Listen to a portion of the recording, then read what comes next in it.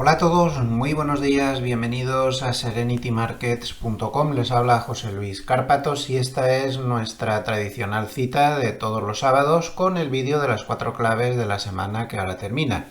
Es decir, clave técnica, clave fundamental, clave cuantitativa o de fontanería de mercado y varios. Empezamos a grabar hoy sábado 10 de agosto a las 9 menos cuarto de la mañana. Espero que hayan tenido una buena semana. Me imagino que la mayoría de ustedes de vacaciones y viendo pues un poco con perplejidad, ¿no? Todo lo que ha hecho el mercado en la semana, la cantidad de bandazos que ha dado. Por aquí pues estamos bien. Y esta semana pues he aprovechado para ver, esta semana sí que he podido ver algo más de series y he visto, bueno, he terminado la del tatuador de Auschwitz, que ya la recomendé, una serie magnífica, y me he visto entera una nueva basada en la obra de María Dueñas, recuerden aquella famosa Entre costuras, pues que se llama Los Artistas y está muy bien, muy agradable. Es una serie española sobre unos estafadores en obras de arte a medio camino entre la comedia y la película policíaca y demás. Pues, está muy bien, se deja ver, es muy agradable y es divertida e interesante, ¿no? La recomiendo, Los Artistas. Yo la he visto entera, son 10 episodios y la verdad es que te lo ves de un tirón. Me parece bastante interesante. Y luego también he empezado a ver una nueva, pero bueno, yo tenía muy bajas expectativas. Está en Movistar, porque ya saben que yo todo lo que no sean series americanas, algunas españolas que se salvan, no sé. Las europeas son casi todas bastante flojitas. Y ya vi yo que era francesa y bueno, se llama Sangre y Dinero, sobre unos estafadores bastante originales porque montan la estafa en los futuros sobre los derechos de CO2, este producto que empezó no hace demasiado tiempo, no hace demasiados años. Bueno, pues bastante interesante, pero sin pasarse. Es una serie francesa, no se mata mucho. Bueno, es que se nota muchísimo cuando son series americanas, es que parece que sea otro mundo, ¿no? Pero está bien, además se ven algunas cosas relacionadas con nuestro pequeño mundo de los mercados financieros muy interesante, como por ejemplo se ve ahí en los futuros del CO2 que no arrancaban ni a tiros, el mercado iba fatal, entonces los estafadores se meten de lleno en el mercado, ellos solos disparan las transacciones y aunque el mercado es consciente de que algo muy raro está pasando ahí, como el volumen sube, pues cierran los ojos e intentan no investigar demasiado, cuando eran los estafadores los que estaban ahí, ¿no? ¿Cuántas veces no ha pasado eso en los mercados? Que como están dando determinados manipuladores o determinadas cuestiones, mucho volumen, aquí todo el mundo cierra los ojos y se deja llevar. En fin, no sé si recomendarla o no, porque está un poco floja como está hecha, pero no está mal. No está mal. Para el que ande flojo de series y no encuentre otra cosa, Sangre y Dinero en Movistar. Y por lo demás, sigo defraudado con Netflix. Es que no encuentro una buena película, una buena serie. No sé, esta gente se dedica a producir en masa, pero con una calidad bajísima. No sé, será que le estoy tomando manía. Al final, voy a terminar que acabar viendo los culebrones turcos de mi señora. Pero que no. Bueno, un poquito de propaganda rápida para empezar, que estamos en medio de agosto, casi todos de vacaciones, no quiero ser pesado, a ver si hoy soy un poco más breve entre comillas. Recuerden que está abierta la matrícula del máster en mercados financieros de Intefi, un programa muy completo, además ahora hay un descuento bastante fuerte por la matrícula con antelación. Recuerden que el programa pues empieza más o menos a mediados de octubre aproximadamente Y yo solo les invito a que vean el programa. Es un programa muy completo. Si pinchan en el botón de Intefi, pues les sale todo. Y recuerden que está certificado por la Universidad Pontificia de Salamanca. Es decir, es un programa con muchísimo rigor, que ha pasado pues todos los requisitos y todas las pruebas que te hacen para poder pues tener esa certificación, ¿no? Y que es la 10ª edición sobre todo. No debe ser muy flojo, ¿no? Cuando ya llevamos 10 ediciones. Muy interesante, aprovechen ahora, les aconsejo que pregunten dudas y demás a los teléfonos de contacto, ahí hay personas preparadas que conocen de pe a pa el programa, los profesores y todo, y que les pueden ayudar. Ya saben que yo además tengo también una asignatura que se llama Enfoque Profesional, un poco para plasmar todo lo que se ve en la realidad del mercado cotidiana y en el sufrimiento de este mercado nuestro, ¿no? Que no es tan fácil. E igualmente les recuerdo que si entran en gloversia.com pues pueden acceder a todos los productos que tenemos en Gloversia, la EAFI de la que soy socio y director de inversiones, y ahí pues pueden ver de todo. Tenemos un montón de cosas, fondos índice, estrategias con opciones, dos SICAVs, un fondo de inversión en renta variable. Tenemos un montón de productos a su disposición. También pueden consultarnos todas las dudas que les puedan surgir. Y también pues recordar que estamos preparando un producto nuevo que está en fase de estudio, que es una estrategia nueva hecha por un servidor, en la cual pues trabajaríamos solamente con futuros, una estrategia con rentabilidad bastante interesante, bastante fuera de lo común, y basado sobre todo en trabajo con gráficos bastante, entre comillas, corto plazo, más bien enfoque swing trading, con gráficos de 4 horas, como mucho. Gráficos diarios sería demasiado lento para lo que quiero hacer, pues para aprovechar todos esos swings que hace el mercado abajo y arriba. Y sobre todo, esta estrategia lo bueno que tiene es que se pone indistintamente larga o corta. Es más, cuando más ganas cuando el mercado se desploma, lo cual puede venir muy bien como cobertura para otras cosas o estrategia en sí misma para ser un poco todoterreno, porque también aprovecha bien los tramos de subida. Le va peor los laterales, veis donde estaría su punto más débil, pero ante cualquier movimiento importante al alza o a la baja le es indiferente y lo captura bastante eficientemente. Bueno, pues vámonos al mercado y vamos a empezar estableciendo una posible hoja de ruta con todas las salvedades y con todas las precauciones, ya saben cómo es esto. Bueno, antes de empezar, el disclaimer, que siempre se me olvida, para un día que me acuerdo antes de empezar, recuerden que nada de lo que voy a decir a partir de ahora son recomendaciones, son mis opiniones personales.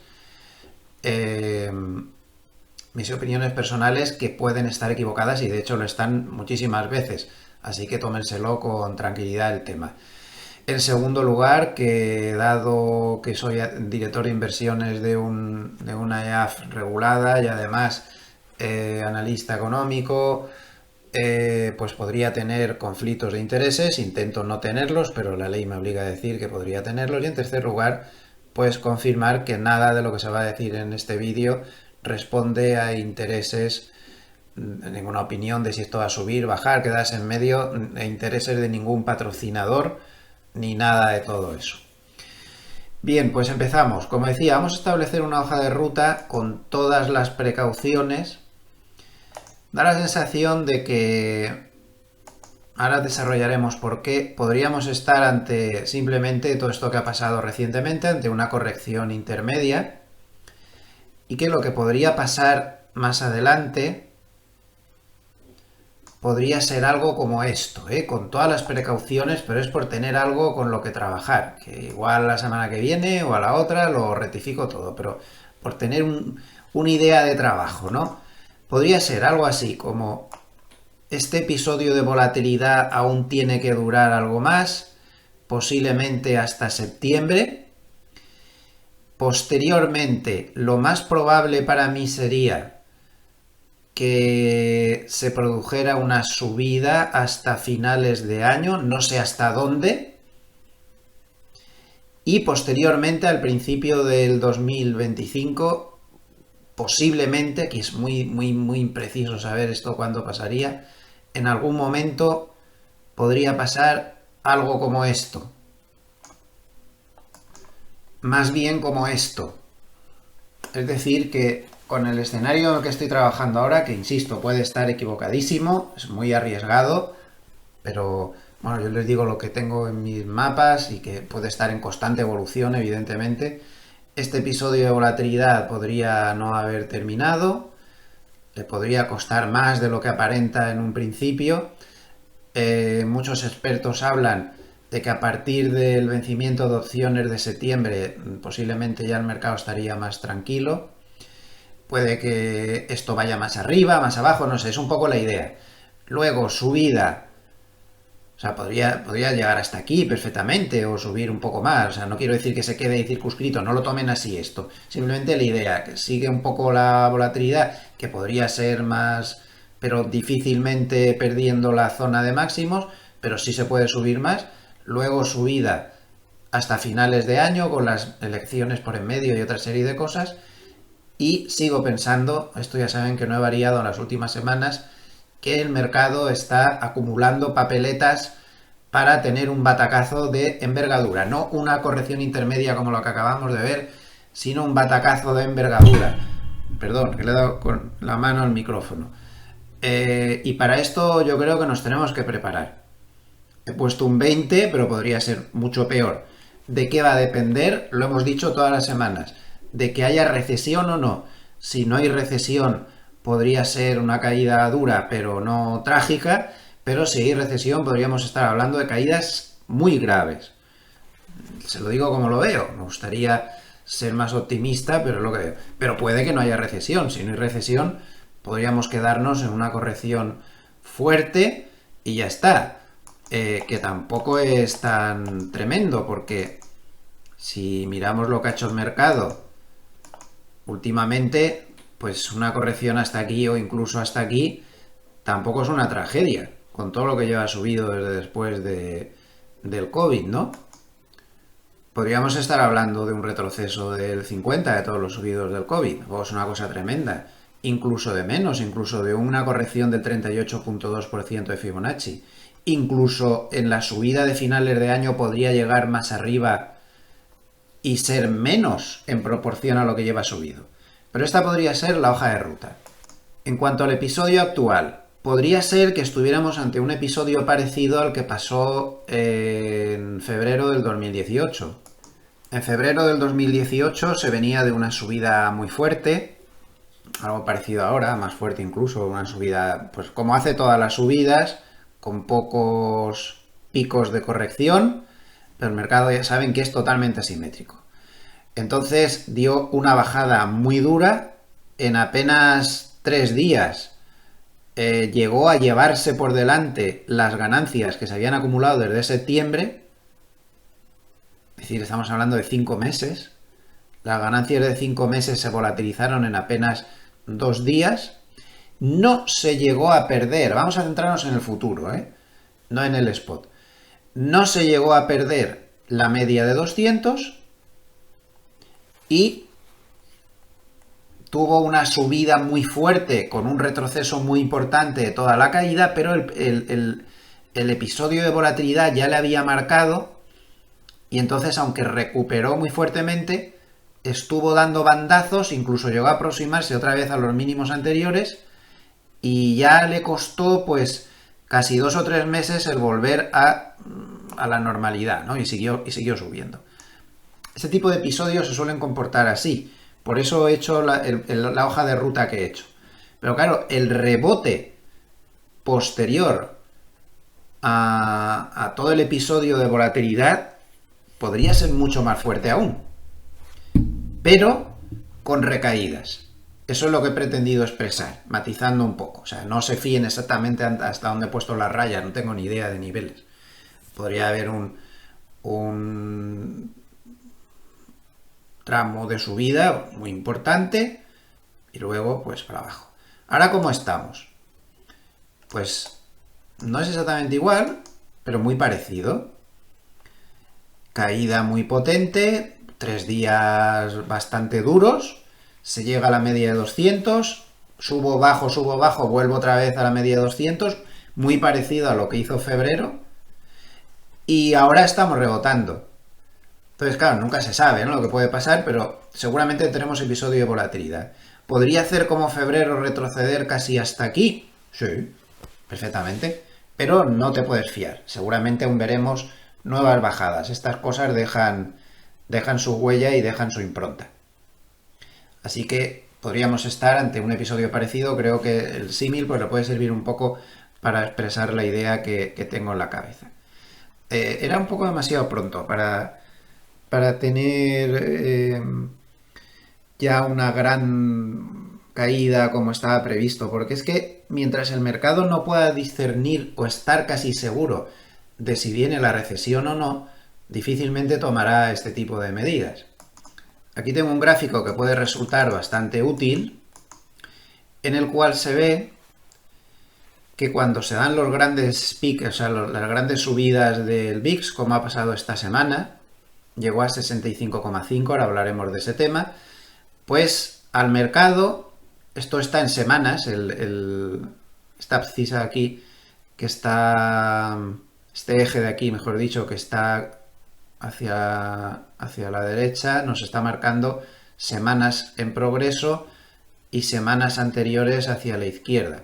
Entonces, cuando se produce el movimiento de volatilidad importante, como vemos, le cuesta varias semanas el dejar de estar nervioso por término medio desde 1990 y luego ya retoma, tras los episodios de volatilidad tan extremos, retoma las subidas, que ahí podríamos estar en la parte final de año. Esto es lo que habitualmente hace, aunque nunca se sabe. Ya saben que nunca se sabe. ¿Quién desencadenó la brutal volatilidad que hemos tenido en la semana?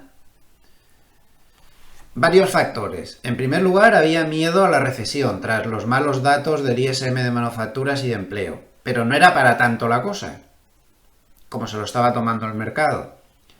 En segundo lugar, las tecnológicas están muy caras. Eso es un hecho incuestionable.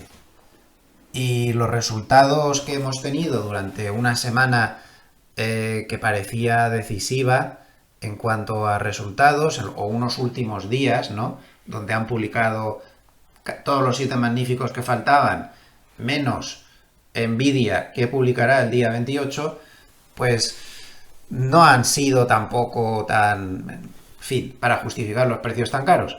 Todo eso estaba ahí y todo eso pesaba negativamente y ya venía pesando negativamente desde hacía días, ¿no? Esto estaba flojeras. Nuestro sistema del RSI había dejado de dar momentum alcista ya en esta vela. Estaba marcando precaución ya en esta vela. Ahí está marcando precaución. Una buena forma de manejar estos modelos que ya saben que me gusta, es que cuando después de estar en rojo deja de dar rojo, es como si estuviera en alcista débil. Y aquí está en alcista fuerte. Cuando después de verde te deja de dar ninguna vela, no es que esté neutral, para nada. Lo que está es dando bajista débil. Ya ven que así funciona mucho mejor el concepto. Aquí, por ejemplo, deja de dar rojo y está en alcista más débil. Aquí ya está en alcista fuerte. Con esto se pueden guiar más. Este sistema más útil de lo que parece. Bastante más útil de lo que parece. Entonces aquí ya nos estaba diciendo, ojo, que me estoy poniendo nervioso. Ya hace tiempo, porque eran todos los otros factores. Y aquí aparece el factor de Japón. Japón es el que nos tumba. Japón es el que acelera todo. Fíjense qué barbaridad lo que hizo el mercado japonés, ¿no?, en estos últimos días. Nunca he visto. Primero se desploma el 12,5%, siembra el caos, al día siguiente recupera un 10%, se calman las cosas. Por en medio suceden muchas cosas. ¿Por qué cae Japón esa barbaridad? Un colapso de liquidez en el sistema japonés por culpa de los torpes pasos que estaba dando su Banco Central. El Banco Central japonés está atrapado en su propia locura. Lo que ha hecho el banco japonés es una locura. Después de estar ahí atrapados económicamente con un periodo de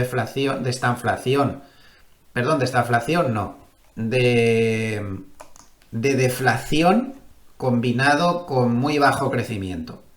Han estado atrapados ahí en la deflación. Entonces, bueno, pues decidieron hacer todo tipo de barbaridades, como comprar un montón de bolsa japonesa que la tienen ellos en sus manos vía ETFs, como comprar casi la mitad de todas las emisiones que se han hecho de deuda en Japón, y ahora quieren salir de ahí así por las buenas. Pues no han podido hacerlo. En cuanto al mercado, que estaba muy endeudado en yenes japoneses para invertir el dinero en otros sitios, eso es el carry trade famoso, pues el mercado se ha olido que el carry trade se podría ir al garete, pues los nervios han surgido inmediatamente. Y si no, vean este magnífico gráfico de Bloomberg donde se ve la total correlación que hay entre el carry trade en el yen, que sería la línea amarilla, una forma de representarlo, y los 7 magníficos. Mientras que el carry trade va bien, pues los 7 magníficos suelen ir bien. Cuando el carry trade va mal, pues los 7 magníficos tienden a tener problemas. ¿Qué es esto del carry trade? Para quien no lo entienda. Bueno, pues es muy sencillo. Japón, debido a que estaba atrapado en la deflación y en el bajo crecimiento, tenía los tipos bajísimos durante muchos años, prácticamente a cero, negativos incluso, cero durante muchos años. Por lo tanto, si tú te endeudabas en yenes, pues tenías un tipo de interés prácticamente nulo. Y tú tomabas ese dinero y lo invertías en bonos americanos al 5 o en bolsa y ganabas no sé cuánto porque la bolsa ha tenido un buen tramo alcista. Eso era en esencia el carry trade. ¿Ahora qué ha pasado? Pues que los operadores ven que el Banco Central de Japón empieza a no tener los tipos de interés tan bajos y encima se encuentran con que el dólar se cae contra el yen un 12,5% en pocos días. Claro, el mercado estaba encantado porque, fíjense, la tendencia alcista que llevaba desde el 2021 el dólar contra el yen, con alguna excepción. Claro, si tú tienes la deuda en yenes y el yen japonés siempre está bajando y encima con tipo de interés cero, esto era pues el chollo padre, ¿no? Entre comillas, porque cada vez tenían menos deuda.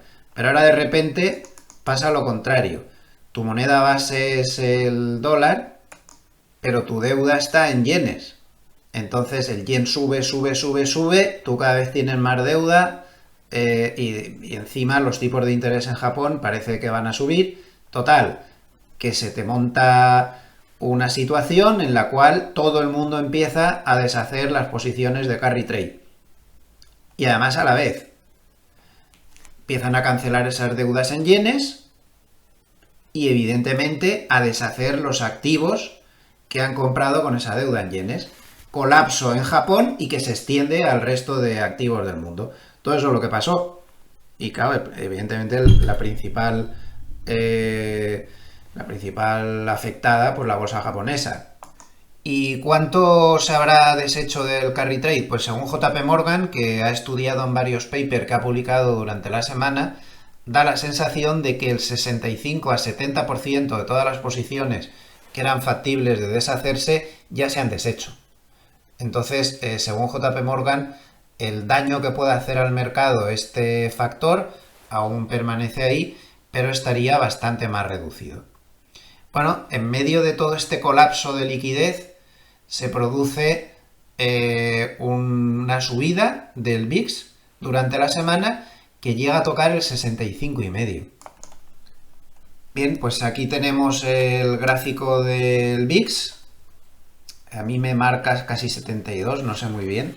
Este es el que da Pro Real Time, pero bueno, el caso es que lo que se marcó oficialmente fue 65,5, no sé. El caso es que tuvo una subida muy violenta. Bien, ¿esta subida es fiable o no? No lo es. Ya se lo anticipo. A mí me da la sensación de que esta subida fue un grave error de cálculo del mercado de Chicago de opciones, porque pudimos vivir en vivo y en directo el desastre que se montó en todos los mercados de derivados en la mañana del lunes día 5, que fue cuando se llegó a esa barbaridad del VIX. No funcionaba nada. La mayoría de brokers, por ejemplo Interactive Brokers y todos los grandes que están en mercados de opciones y demás, recuerden que el VIX se calcula con determinados strikes en opciones put call del SP500, se hace el cálculo. Bueno, pues no funcionaba nada. ¿Cómo podían estar haciendo el cálculo? Las valoraciones que te daban los brokers de tus posiciones en opciones y combinadas con derivados eran todas erróneas. Nosotros tuvimos que calcularlas a mano con una calculadora en una hoja Excel, porque lo que salía ahí era totalmente irreal. Se lo puedo certificar, era todo irreal. Cualquiera que haya estado operando en opciones y derivados esa mañana lo vería. ¿Cómo entonces era posible que ese cálculo del VIX estuviera correcto si es que no te daban ni una valoración correcta? Las horquillas estaban desaparecidas porque había algunos creadores de mercado, que yo sepa 2, que estaban también con avería del colapso que se montó en el mercado y no podían dar su liquidez habitual en las horquillas. En medio de todo ese lío, nos dan un VIX de 65,5 y se distorsiona todo. Yo creo francamente que fue un error y que nunca llegamos a un VIX tan alto. Porque es que además, si vamos a poner esto en gráfico de meses, es que además, si se supone que llegamos aquí, que finitas que se ven las velas estas. Solamente se vio algo así en el crash del COVID, en la gran crisis financiera del 2008 y en la crisis del 2000. ¿Ustedes creen que esto está como si fuera ya aún no, Más adelante no sé, pero ¿ustedes creen que esto es la crisis del COVID o del 2008? Pues evidentemente no. Esto es un disparate, una exageración y seguramente un error. Pero claro, fue un momento histórico, la que se lió ahí y cómo causó distorsiones en todo.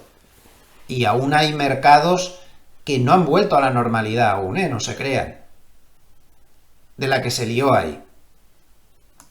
Posteriormente, pues empezó a bajar y volvió pues a un nivel más normal. Ayer cerró en 20,38, sigue siendo una bolsa bastante volátil, ya saben que por encima de 20 se considera así. Pero todo esto ha provocado unas distorsiones muy graves y muy mal por parte del mercado de opciones de Chicago y un VIX que cada vez está más bajo sospecha metodológica. Ya había muchas voces quejándose de cómo se calcula el VIX, pero después de esto me imagino que va a haber muchas voces más.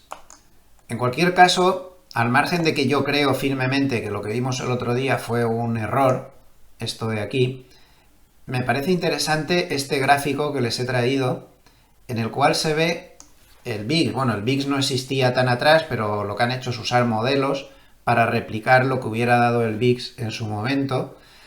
Desde 1924, ¿qué habría pasado con el VIX? Fíjense los picos. Este es el pico del COVID del 19. Este es el pico de la gran crisis financiera del 2008. Este es el pico del crash del 87, el lunes negro, que se fue tremendo y muy rápido. Y luego ya más hacia atrás tenemos los picos que hubo muy fuertes en la Gran Depresión que hubo en Estados Unidos y en el crash del 29, donde fíjense que el VIX llegó a 100. Ahí llegó el VIX a 100. Bastante interesante. Y luego tienen aquí, pues si tienen curiosidad de verlo, pueden parar el vídeo y darle un vistazo. lo que pasó en esos picos de volatilidad del VIX. Aquí tienen los drawdown históricos, cuánto llegó a bajar el mercado, qué drawdown hubo, la reacción del VIX. Lo tienen aquí. Cuando hubo recesión y cuando no hubo recesión. Tienen. Cuando hubo recesión, la caída promedio fue del 36%, tras picos de volatilidad como este. Cuando no hubo recesión, el drawdown fue la mitad, 20%. No me cansaré de repetir que esa caída que tengo prevista para el 2025, principio, que puedo estar equivocándome, por supuesto, depende de que vaya a haber recesión o no para que sea una caída fuerte o el doble de fuerte. Como ven, miremos lo que miremos, siempre nos sale lo mismo. Este gráfico, que ya lo he puesto varias veces, sigue siendo clave. Van a empezar a bajar los tipos en septiembre, porque esa ha sido una de las claves de la semana, ¿no? Se han disparado las expectativas de bajadas de tipos con todo este episodio de volatilidad. Ahora han pasado en una semana de descontar 2 o 3 bajadas en lo que quedaba de año, 75 puntos básicos, a descontar 50 puntos básicos en septiembre, posiblemente otros 50 puntos básicos en noviembre y 25 en diciembre. Se ha pasado de 50 a 75 a casi 100, 125 de descuento de tipos de interés. Entonces, cuando empiece la bajada de tipos de interés, si hay recesión, esto que está en negro es lo que suele hacer el mercado. Y si no hay recesión, esto que está en azul es lo que suele hacer el mercado. Así que nuestro trabajo a partir de ahora va a ser ese, ver si hay recesión o no. Ha habido datos durante la semana que han alejado ese peligro. Por ejemplo, el dato de ISM de servicios, que quedó mejor de lo esperado, sin lanzar las campanas al vuelo, un poco por encima de 50, pero quedó mejor de lo esperado. Y sobre todo, la subpartida de empleo del ISM de servicios se fue casi a 53, cuando en el mes anterior había estado en recesión. Ha vuelto a entrar en la zona de expansión. Y hay que tener en cuenta que ahora mismo, pues el empleo que crea el sector de servicios en el conjunto de la economía puede estar rondando el 75% del total, más o menos. Entonces, esos dos datos han tranquilizado mucho al mercado también al respecto de sus temores de recesión. Yo ya saben que de los ISMs, estos y PMIs y todo esto es de lo que más me fío. Así que de momento no, pero podría ser. Incluso ha habido movimientos en la curva de tipos que han vuelto a desmentir el peligro inmediato de recesión. Por ejemplo, la curva de 2.10. Como vemos en estos gráficos muy intradía, en pleno ataque de nervios del día 5, la curva o el spread entre los bonos a 2 y 10 años se llegó a desinvertir. Ahí lo tienen en este gráfico de Zero Hedge. Se llegó a desinvertir, pero luego, durante la semana, ha vuelto al mismo nivel que estaba previamente, a menos 12. Un grado de inversión no muy importante, pero ahí está durante mucho tiempo, ya lleva varios meses por ahí rondando. Por lo tanto, por ahí también pasa el peligro. Ya saben que el peligro real de que estemos en la recesión siempre ha venido no en la inversión de la curva de tipos, sino tras la inversión de la curva de tipos, cuando viene la desinversión. Y este spread de 2-10 años pues es el que más se vigila. De momento por ahí tampoco se ve peligro inmediato. Aunque la mano fuerte puede que sí que esté viendo peligro, porque miren lo que ha pasado con la entrada de dinero en monetarios en estos días. Pues han llegado a un nuevo récord. Se está yendo a la cueva otra vez un montón de dinero harto de dar vueltas y de tantos riesgos y de tantas cosas. Ahí está claro, ¿no? Nuevo récord. Al final los movimientos en Japón pues han sido brutales y tuvimos el lunes la segunda mayor caída en un día de la historia de la bolsa japonesa, menos 12,4. La mayor caída de la historia fue el día del crash de 1987, con una caída de 14,9. Como ven, históricamente, tras estas caídas tan importantes y tan graves, un año después, la bolsa japonesa tiende a estar al alza. La mayoría de las veces, bastante fuertemente al alza. Bien, tenemos vista la hoja posible de ruta, tenemos analizado lo que ha pasado, las causas más importantes. Vamos a ver cómo ha quedado el mercado desde un punto de vista cuantitativo. Nos vamos a centrar en lo que comenta SpotGamma en su edición de fin de semana. SpotGamma insiste mucho en que el nivel 5300 del spot está siendo clave porque ahí está el muro de puts y, como vemos, durante toda la semana ha servido de soporte. Ahí hay un muro de puts que, cuantitativamente hablando, pues es un nivel muy importante. Este gráfico es muy interesante. Vamos a ver. El mercado cerró el viernes como por aquí, donde está la flecha blanca, 5.344. Entonces, muy a corto plazo, ya saben que lo han visto en el gráfico anterior, que consideran que este muro de puts, que está en 5.300, fíjense que es muy grande, miren todos los puts que hay aquí, nada que ver, o sea, es que es enorme comparado con el resto, es la clave. Claro, está muy pegado. El muro de puts está como a un 0,8% de diferencia nada más. Entonces, advierten de que cuidado si pierde el 5.300 porque lo normal es que se vaya al 5.000, porque no tiene gran cosa por en medio. Pero advierten de que durante esta semana de nervios han aparecido demasiadas posiciones a la izquierda del 5.000, es decir, en strikes por debajo del 5.000. De hecho, creen que en el último tramo de rebote que tuvimos en los 2 últimos días, una gran parte del tramo de rebote era gente que se había metido con puts, todos estos puts que vemos, en la parte azul, ¿no? Como ven, call muy pocos. Todos estos puts, pues una parte de estos puts los cerraban porque pensaban que se habían equivocado y que el mercado no iba a caer más. Pero hay una buena parte que se ha mantenido ahí.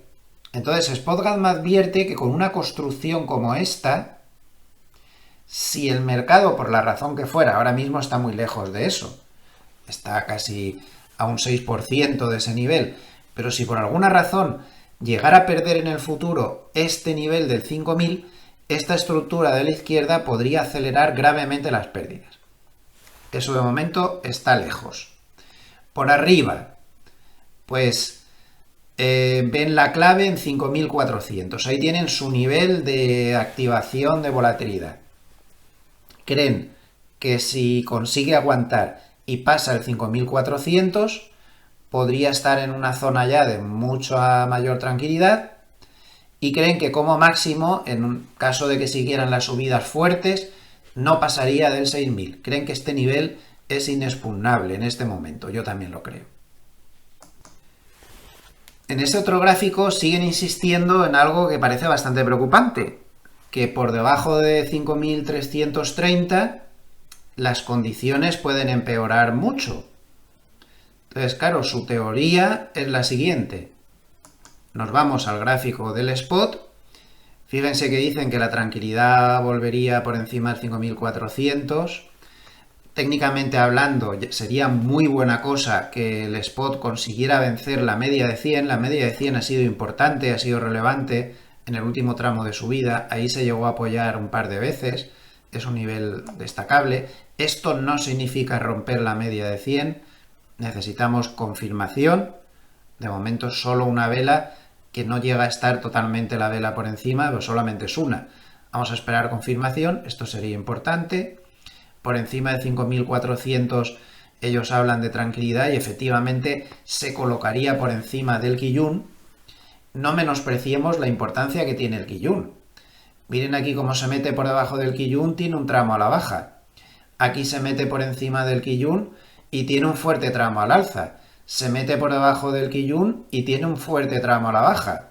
Luego, efectivamente, si consiguiera estabilizarse por encima de 5.400, pues el nivel de nerviosismo se podía reducir mucho y volver a la calma.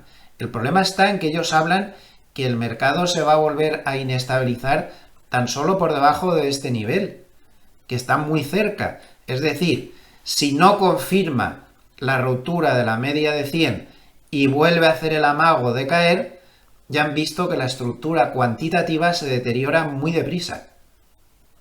Luego, aquí habría un parón ese nivel de 5.000 y es que justo ahí está la media 200 del spot. Y ya por debajo de esto el panorama sería negro negrísimo. Pero atención, porque como han visto hay un nivel de peligro muy cercano. Técnicamente hablando, pues sería el fallo del choque contra la media de 100. Si nos vamos a más corto plazo al gráfico de 4 horas en el futuro, pues vemos que se ha montado un lateral. Después de la gran caída está un lateral, que ahora mismo está en la parte alta del lateral, pero ya saben que las bandas de Mogilev, cuando llevan mucho tiempo constituidas, son unos niveles de soporte y resistencia formidables, ¿no? Fíjense aquí qué bien fueron parando al mercado, y aquí ahora llevan mucho tiempo constituidas y están sirviendo bien tanto para el soporte como para la resistencia. Llevan muchas horas ahí chocando contra la parte alta de la banda de Mogilev, tendría que romper, podría hacerlo, está muy cerca desde luego, pero no termina de hacerlo, el nivel está reforzado por el pase de la media de 50 y romper sería romper la banda de Mogilev después de bastantes intentos, sería pasar la media de 50 al alza y sería volver a situarse por encima de la nube Ichimoku, que también sería muy positivo. Después de un tramo de bajada tan importante, pues no estaría nada mal. Fíjense qué bien nos ha marcado nuestro sistema del RSI un poco lo que estaba pasando. Aquí nos indica que se estaba acabando la fiesta, cuidado, y no nos da señales claras hasta este rebote de aquí, donde se atasca en la media de 100, media de 200 y continúa la caída. La señal ha sido muy buena, de nuevo, incluso en este gráfico de más corto plazo. Pero ahora, como ven, está que ya no da velas o barritas o histograma rojo, por lo tanto, eso es como alcista débil. Pero alcista débil nos tiene que confirmar la ruptura de la resistencia. Si la rompe, las cosas se calmarían. Por debajo del Kijun, que está en 5.280, entenderíamos que se pone en peligro otra vez y que puede caer hasta la banda inferior de Mogilev como poco. Aquí les dejo un gráfico curioso que publicó McElligott de Nomura, en el cual se ve, tras episodios de volatilidad tremendos, donde el VIX sube en un día más de un 24%, lo que suele pasar posteriormente. Entonces, una semana después tiende a subir un 0,7, 2 semanas después un 1,7, un mes después 2,4%, 2 meses después 4,9%, con la tasa de éxito pues bastante alta, 82, 76, 76. Bueno, si lo quieren parar y darle un vistacillo. La tensión del mercado no se ha parado del todo, porque como podemos ver, la estructura de los futuros del VIX, salvo en un vencimiento, todavía no ha adoptado su estructura de contango habitual. Es decir, de que los vencimientos sean como una escalera al alza. Por ejemplo, si vemos antes de que empezara todo este episodio de volatilidad, pues vemos algún día de julio, de estos que estaban más tranquilos al principio de mes, pues observen cómo el VIX en los primeros vencimientos tiene una escalera al alza, cada vez son más altos. Esto es la estructura normal y se llama la estructura de contango. Bueno, pues vean lo que pasó el día 5 de agosto, donde entran en backwardation, está muy nervioso el mercado y cuando eso sucede, pues hace esto. La escalera se invierte, la escalera entonces viene con peldaños descendentes, porque se considera que ahora estamos en un momento de nervios muy altos, pero conforme pase el tiempo se calmarán las cosas. Bueno, pues a pesar del rebote que hemos tenido los últimos días y todas estas cosas, a cierre de ayer, como podemos ver, aún no se ha recuperado la normalidad. Hay un vencimiento que sí que ya está normal, pero el segundo vencimiento está aún en backwardation y una estructura como muy confusa, como muy liada. Dentro de las tripas del VIX y de sus futuros aún no se ha vuelto a la normalidad. Aún sigue habiendo un ambiente de nerviosismo por ahí detrás de los mercados. Uno de los factores que nos hace pensar que todo fue un error de cálculo en el VIX lo podemos ver esto sale en un artículo de Zero Hedge muy interesante, donde ellos también piensan que esto fue un error y que esto no fue real, cuando se compara lo que hizo el VIX con lo que hicieron los futuros del VIX en el vencimiento más cercano. Los futuros del VIX estarían en rosa y lo que hizo el VIX en azul. Como ven, los futuros a lo máximo que llegaron en el peor momento, pues fue a 38 o una cosa así. Y cuando el VIX estaba tocando ese máximo, que a mí me parece que fue un error, los futuros estaban en 35, que es un nivel muy alto, pero nada que ver con esa locura. Entonces, todo parece ser que aquí hubo un error de cálculo que ha provocado muchas distorsiones y que ha hecho daño económico a mucha gente. Pero aquí no van a resarcir a nadie, claro, aquí esto ya saben cómo funciona. El gráfico más importante de la semana. Después de todos los... Llevamos 3/4 de hora hablando del carry trade, del BIS, de no sé qué. ¿Cuántas veces no habremos advertido que esto es insostenible, que el mercado depende de la liquidez y que la liquidez no estaba acompañando la última subida del mercado y que estaba dando la mayor divergencia de la historia? ¿No será que hemos caído sobre todo por esto? ¿Por la falta de correspondencia con la liquidez? Bueno, este dato está actualizado a fecha de ayer. La liquidez está mejorando, pero no es una cosa impresionante. Está mejorando últimamente un poquito, lleva ya tiempo que no cae, pero aún no ha roto ni siquiera, podríamos echarle una directriz bajista por aquí, ¿no? No está confirmando, sigue habiendo demasiada separación. Ya dijimos, una de las dos, o bajaba el mercado, o subía la liquidez, o pasaban ambas cosas a la vez. Bueno, pues miren todo lo que se ha acercado el mercado. La liquidez no lo ha hecho. Posiblemente lo haga próximamente. Pero esto sigue siendo un problema para el mercado. El problema de que no está siendo acompañado por la liquidez cuando es muy dependiente de este factor. Otro gráfico que nos muestra que no están las cosas aún con los nervios que se hayan pasado es el ratio entre bolsa y bonos. Fíjense a lo que se ha llegado en la semana. Uno de los ratios más bajos de la historia. Esto pues indica un nerviosismo de fondo. Otra cosa es que por ley de sentimiento contrario, a lo mejor con estas lecturas extremas, sea hasta favorable. Pero yo solo lo quiero ver desde el punto de vista de que el sentimiento sigue siendo de nerviosismo.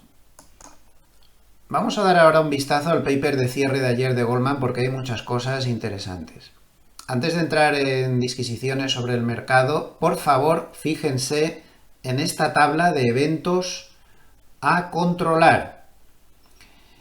El primer evento, y yo diría que importantísimo, el más importante de la semana, va a ser el miércoles. El miércoles día 14 se va a publicar el IPC.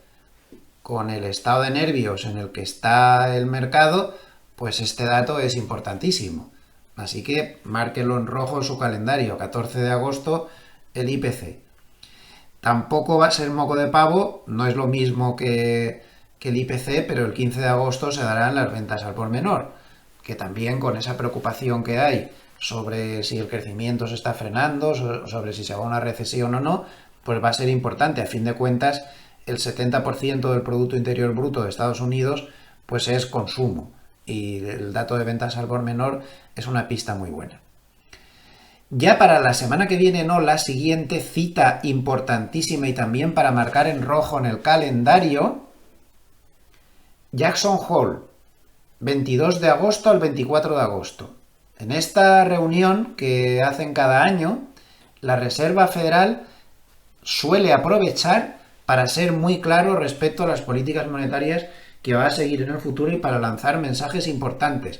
Tradicionalmente todos los años esta ha sido una cita muy importante. Así que Jackson Hole, 22-24 de agosto. Y ni que decir que los resultados de Nvidia del día 28, que sería el miércoles de dentro de 3 semanas, pues son absolutamente vitales. Esto puede fastidiar el final del mes o puede arreglarlo. Atención con esto. Esta semana se han publicado los resultados de su primo hermano, Supermicrocomputer, y no, el mercado no le ha gustado mucho precisamente lo que ha dado. Miren qué panorama, ¿eh? No sé si aún hay que dejar abierto el posible episodio de problemas con la inteligencia artificial, con la corrección de la alta tecnología. La caída desde los resultados fue de toma pan y moja. Miren el gap de publicación de resultados. El sistema RSI sigue dando bajista y tiene mucha correlación con Nvidia. Una Nvidia que tampoco es que esté maravillosa precisamente, con una volatilidad tremenda. Observen las velas, parece que estén como tiradas ahí, como racimos, abajo, arriba, arriba, abajo, una locura lo que está haciendo Nvidia. No parece tampoco que haya pasado su episodio bajista. Nuestro sistema del RSI sigue indicando bajista y ahora está luchando para intentar volver a meterse por encima de la media de 100. Pero como vemos, de momento la tendencia a corto plazo sigue siendo bajista, a largo plazo no, pero a corto plazo no tiene buena pinta y si no consigue estabilizarse por encima de la media de 100, podría ir a la media de 200. Este es otro problema que el mercado sigue teniendo pendiente. El tema de si ha terminado o no la corrección de la alta tecnología, porque nos hemos olvidado. Ahora solo pensamos en el carry trade, en el VIX, en los tipos de interés, pero esto ya estaba dándole problemas al mercado antes de que todos esos temores aparecieran. Esta corrección de los 7 magníficos por sus excesivos precios. Este factor lo debemos seguir considerando y tenerlo encima de la mesa. En cuanto al tema de derivados, pues dice que en su opinión podría seguir este descenso de la volatilidad quizá hasta el vencimiento de la próxima semana de opciones, el viernes, día 16, en la apertura vencerá la mayor parte de las opciones. Eso sí, teniendo en cuenta que está el IPC por en medio, para la semana que viene el Stradle de opciones marca una posibilidad de movimiento del 2,08% en cualquier dirección durante la semana. Bien, y voy a traducir con el ChatGPT estos párrafos que he subrayado en azul porque se pueden sacar algunas cosillas interesantes. Dice que la sesión del viernes fue muy tranquila, que el volumen bajó más de un 25% en comparación con la media móvil de 20 días y que con esto se cerró una semana agotadora. Dice que fue una de las semanas de verano más activas de los últimos 5 años. Menuda semanita. Y que los mercados de Estados Unidos pues experimentaron un movimiento intrasemanal de 4,5% desde el máximo al mínimo del movimiento. Y un poco pues lo que hemos dicho antes, ¿no? El carry trade en Japón provocó un colapso de liquidez, pero posteriormente los datos macroeconómicos y algunos informes de resultados ayudaron a estabilizar el mercado con el S&P 500 terminando la semana casi sin cambios. A principios de semana dice que se vieron rotaciones por parte de los gestores de activos y fondos cuantitativos que se iban fuera de las acciones globales y que hubo una clara búsqueda de seguridad, ¿no? Como se vio en una fuerte migración hacia fondos del mercado monetario, esto lo hemos comentado antes, cuyos activos ahora están en máximos históricos. Mientras el efectivo pues espera ser reinvertido en el mercado, pero podemos esperar sentados, que eso suele tardar mucho tiempo. Dice que los flujos en la mesa, que se han movido hacia una rotación pero solo hacia sectores defensivos, también a medida que la volatilidad empezó a disminuir, que se comenzó a normalizar el tema de los flujos hacia el final de la semana, valores de calidad, y se terminó la semana con un ligero sesgo comprador. Y aquí dan un recordatorio estadístico que lo dice el analista estrella de Goldman Costin, que desde 1980 un inversor que comprara el índice S&P 500 un 5% por debajo de su reciente máximo habría generado un retorno medio del 6% en los 3 meses siguientes, teniendo un 84% de aciertos. Aquí lo que se le olvida decir es que en las pocas ocasiones en las que eso no sucede así, te meten una cornada que te crujen para una larguísima temporada. Pero bueno, en principio la estadística es esa. Damos un vistazo rápido al paper semanal de Goldman para ver las cestas así que mejor lo hicieron.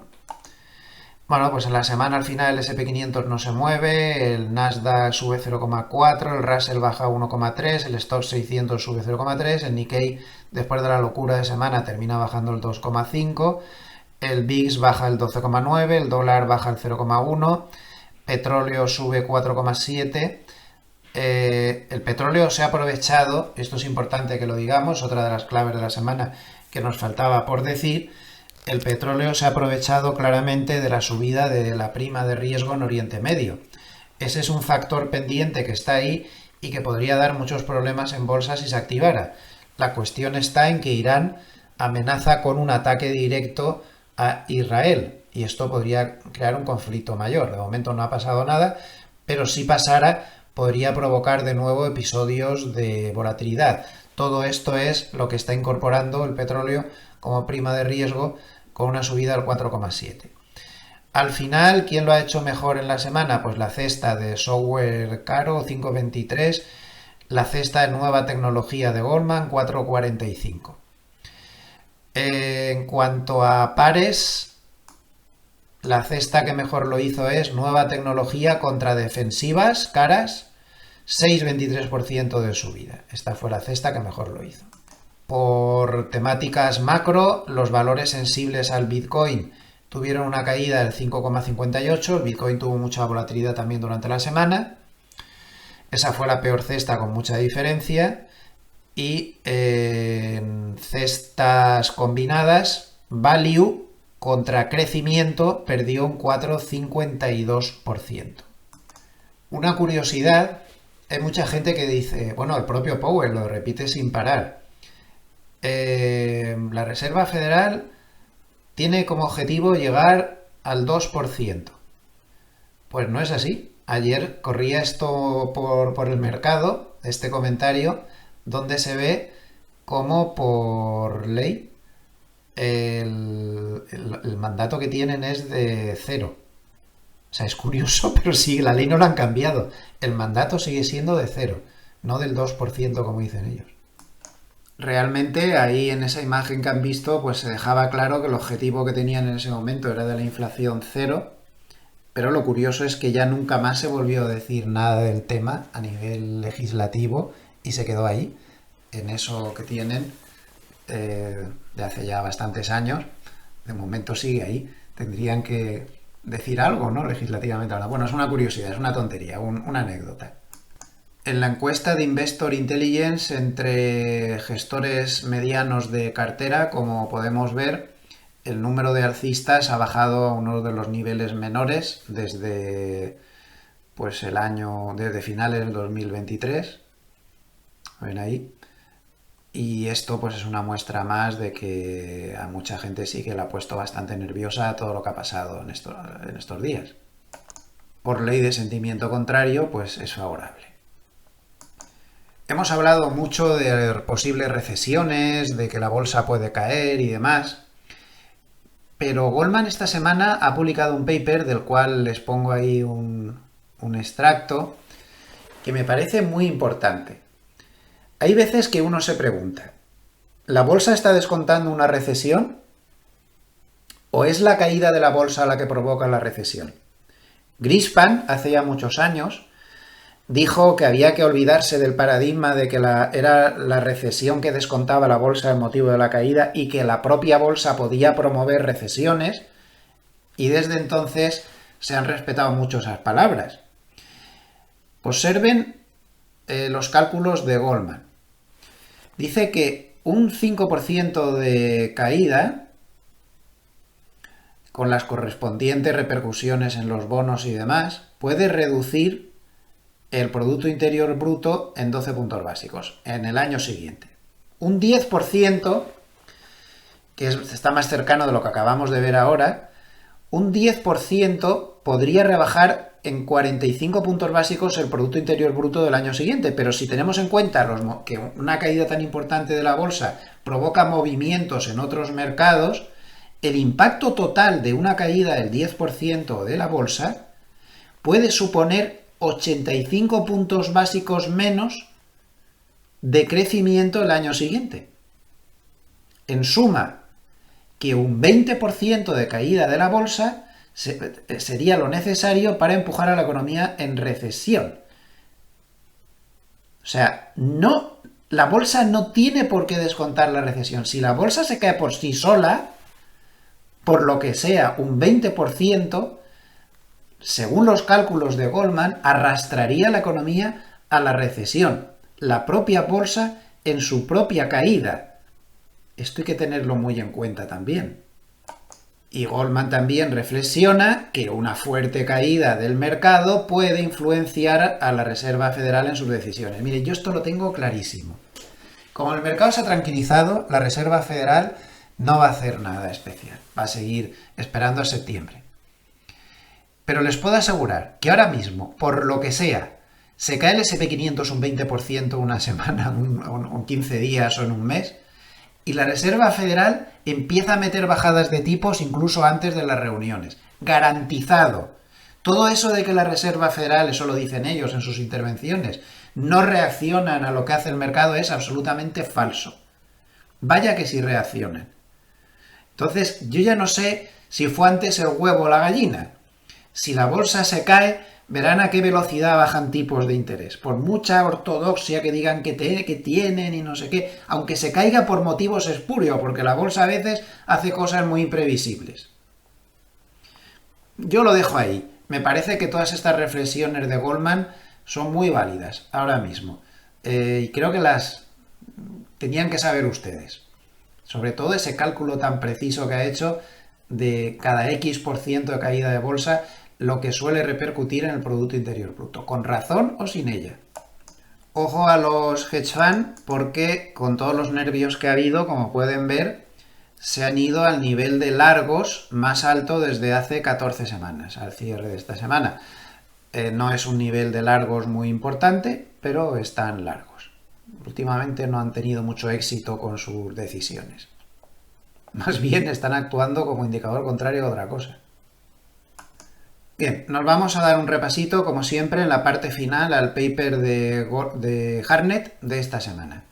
Muy importante, el indicador Bull and Bear, que no llegó a la zona de máximo peligro, se está tranquilizando y durante la semana ha bajado de 6,6 a 6,3. Ya saben que la zona de peligro grave empieza en el entorno de 7,2 o una cosa así. Está muy cerca, llegó a estar en 6,9 antes de toda esta gran caída, lo cual pues tiene su mérito. No estuvo en la zona donde suele estar, pero estuvo muy cerca. Ahora de momento se tranquiliza, baja de 6,6 a 6,3. Bueno, algunas cosas importantes que dice Hartnett. Voy a agrandarlo para que lo vean mejor. Dice que el día 31 de julio el Banco Central de Japón, antes de meter el remo, decía: el banco continuará subiendo su política, seguirá manteniendo su política de subir los tipos de interés. Y sin embargo, 7 días después, el 7 de agosto, dijo: el banco no subirá los tipos de interés cuando los mercados sigan inestables. ¿Ven cómo los mercados tienen una incidencia vital en los bancos centrales? Han cambiado de opinión en una semana, tan solo en una semana, porque habían causado, con los comentarios del 31 de julio, pues todo lo que hemos hablado ya del carry trade, que aquí lo comenta Hartnett también. Y ahora dice que Wall Street está empujando a la Reserva Federal a que tenga bajadas importantes en agosto-septiembre. Voy a traducir con ayuda del chat GPT el siguiente párrafo, que es muy interesante. Dice que las pequeñas empresas, ojo, las pequeñas empresas, no las grandes multinacionales del SP500, las pequeñas empresas, al tipo de interés más bajo al que pueden pedir prestado es la tasa preferencial, y en términos reales, es decir, ajustado por inflación, la tasa preferencial de Estados Unidos es del 6,5, la más alta de este siglo. Esta es una reflexión que a mí me parece muy acertada. Las tasas reales más altas por más tiempo están afectando lenta y decisivamente al consumidor estadounidense y al mercado laboral. Esto es una realidad, por mucho que lo queramos negar. Los recortes de tasas globales ya no son una cuestión de si lo sabrá o no lo sabrá o cuándo lo sabrá, sino simplemente es una cuestión de funcionarán los recortes, es decir, que los da por hecho, pero que tiene sus dudas de que sean suficientes los recortes. Sobre esto no reflexionamos nada. Estamos ahí obsesionados con Nvidia y con no sé qué, pero esto es una realidad macroeconómica. Los tipos de interés están altísimos y está haciendo puré al consumidor, a las pequeñas empresas, y Hartnett se pregunta, ¿y funcionarán los recortes? Y comenta, creemos que se necesitarán recortes grandes para que funcionen. Y recuerda también, y es cierto, que el rendimiento de los bonos a 30 años de China, por ejemplo, está en mínimos históricos. Muy acertada esta reflexión a mi modo de ver. En el párrafo siguiente dice que los niveles clave que se tendrían que perder para que el mercado empezara a considerar que se ha equivocado y que vamos a pasar de un aterrizaje suave a un aterrizaje duro, que es lo que él cree más posible, pues dice que no se ha roto. Dice que, por ejemplo, el 4%, la rentabilidad del 4% en el bono americano a 30 años no se ha roto a la baja, y hay otra serie de factores, como por ejemplo que el S&P 500 se mantiene por encima de la media 200. Fíjense cómo mira todo el mundo esto. Hasta los grandes analistas macroeconómicos como Hartnett habla de la media 200. Hay que tenerla puesta en el gráfico. Entonces, él cree que de momento no se ha roto lo que se tenía que romper para que se desate la interpretación del mercado de que viene un aterrizaje duro. Si los niveles se rompen y por fin Hartnett se moja con el S&P 500, dice que si los niveles se rompen veremos o nos iremos a los máximos de 2021, lo cual significaría caer otro 10% extra. Vamos a verlo en el gráfico, que para una predicción que hace después de tanto tiempo, bueno, estaría hablando de 5.000, supongo que se referirá más al área que otra cosa, porque los máximos del 2021, esperen, esto es Estaba mirando el futuro y me estaba dando distorsión. Aquí, este es el spot, que es de lo que él habla. Bueno, pues él habla de que habría peligro de irse pues a esta zona de 4.740 o una zona así, en el spot, que sería, pues sí, un 10% más o menos de bajada. Entonces, según Hartnett, cuidado, porque si las cosas se pusieran feas y el mercado empezara a descontar que sí que va a haber un aterrizaje duro en lugar de un aterrizaje suave, el objetivo de caída podría rondar esta zona de aquí del 4.740, casi 600 puntos menos del nivel en el que estamos ahora. Vemos los flujos semanales, como ya sabíamos, fortísimas entradas de dinero en cash, 80.800 millones, también entradas de dinero en bonos, 10.000 millones, y también en bolsa, curiosamente, 9.700 millones. Criptos sale 100 millones y del oro 500 millones. Seguimos mirando cosas. Nos centramos en el párrafo en azul y dice que de momento el mercado sigue descontando que lo más normal es que haya un aterrizaje suave. Un 75% de posibilidades de un aterrizaje suave. Por lo tanto, el mercado sigue pensando que la bolsa lo va a hacer mejor que los bonos, que los valores cíclicos lo va a hacer mejor que los defensivos, que la gran tecnología lo va a hacer mejor que las pequeñas capitalizaciones, entre otras cosas. Pero ya saben que su opinión no es precisamente que esa sea la realidad, lo del aterrizaje suave. Y este último párrafo, que ya es el último interesante, voy a traducirlo con el ChatGPT porque vuelve a dar otra recomendación y hace una reflexión con una serie de recomendaciones bastante interesantes. Vamos a ver, en primer lugar dice que él sigue opinando que lo que va a hacer él es vender cuando venga la primera bajada de tipos de interés. Ya saben que esto lleva mucho tiempo diciéndolo, que en el momento en que venga la primera bajada de tipos de interés lo que hay que hacer es vender. Luego apuesta claramente por la recesión, porque si no fuera la recesión por delante, ya saben que no es una buena idea vender en el primer recorte de tipos, pero si lo que viene es una recesión, es una excelente idea. Entonces cree que el liderazgo de la inteligencia artificial está destinado a estancarse en la segunda mitad del año. Pues puede ser perfectamente, hasta que las ganancias por acción sean más visibles. Entonces, él vendería en el primer recorte, vamos, que vendería en septiembre, cree que la inteligencia artificial no va a tirar del carro durante la segunda mitad del año, y esto es muy interesante también, ve oportunidades relativas en activos a los que les ha hecho mucho daño los tipos de interés tan altos y que si bajan, dice que pueden respirar mucho mejor. Entonces, entre esos activos que se verían muy beneficiados por las bajadas de tipos, estarían los bonos, obviamente, los REIs, es decir, el sector inmobiliario, los valores pequeños y algunos de los mercados emergentes como Brasil, y sobre todo ve grandes oportunidades en los sectores inmobiliarios de Reino Unido, Canadá, Australia, Nueva Zelanda y Suecia, ya que por la forma de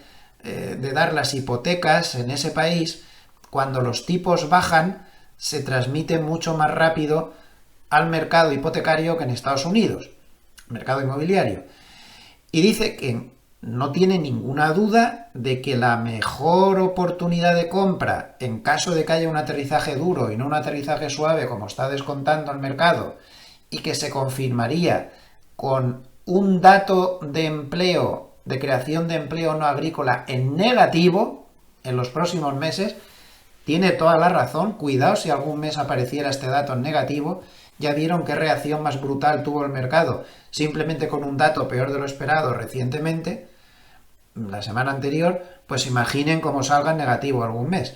Bueno, pues en ese caso cree que el sector más recomendable sería el comercio minorista global, porque al igual que el sector de los REIs inmobiliario, ya han descontado la recesión y por lo tanto tendrían mucho que subir. En fin, que Harney llevaba mucho tiempo sin mojarse, pero anda que al final se ha soltado el pelo. Bueno, pues ya nos hemos pasado un poquito del tiempo, así que hasta aquí llega el vídeo de hoy. Recuerden que si les ha gustado este vídeo les agradecería mucho un like o que se suscriban al canal y por favor no me hagan demasiado caso, yo me equivoco muchísimo, ustedes incorporen lo que crean necesario a su propio análisis y punto, que es lo único que vale, su propio análisis.